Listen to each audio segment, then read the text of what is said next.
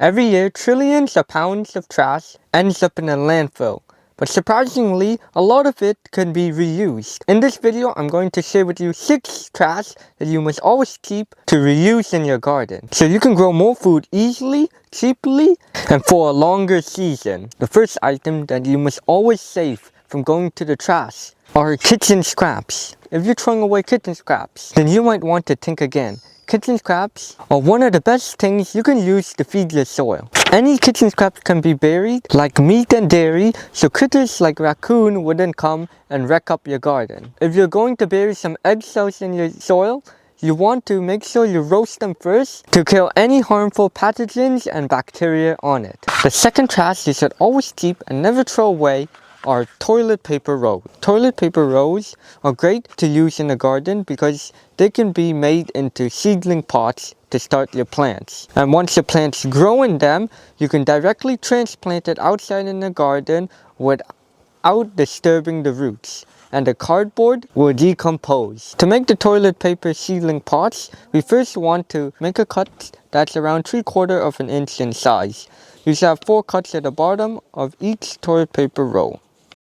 Then the last step to make these toilet paper seedling pots is to fold the flaps like a cardboard box. And then the pots are done. You can fill the pots up with soil and then get planting in it. The third item that you must always keep from going to the trash are milk jugs. Milk jugs are very good to be used as a self-watering container in the summer. To create one, I like to use these 2-liter milk jugs and use a thumbtack and poke a hole about 1 inch away from the bottom of the jug. The water will slowly drip out of the holes, giving your plants a small amount of water each time, therefore reducing the wastage of water. If the water is coming out too slow, you can poke another hole. I like to place these self-watering jugs around super thirsty plants like cucumbers, squashes, tomatoes, pumpkins, and cabbages. The fourth trash that you must always keep and never throw away is cardboard. Cardboard is one of the most handiest things you can have in your garden. Firstly, flat cardboard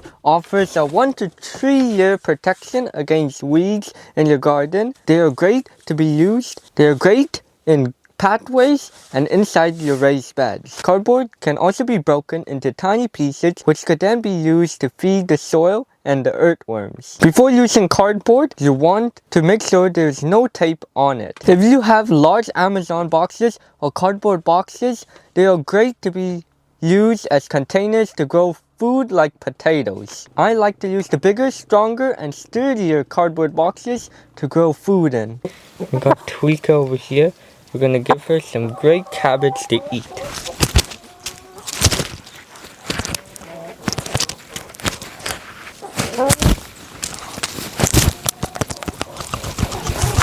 Look like she enjoyed that cabbage. If you like seeing Tweaker, make sure you guys peck a like button.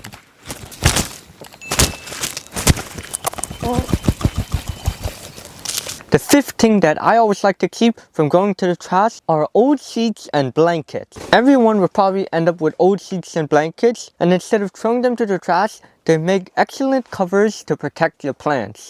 In my opinion, they work way better than tarps and even work as good as the protective covers you can get from the store.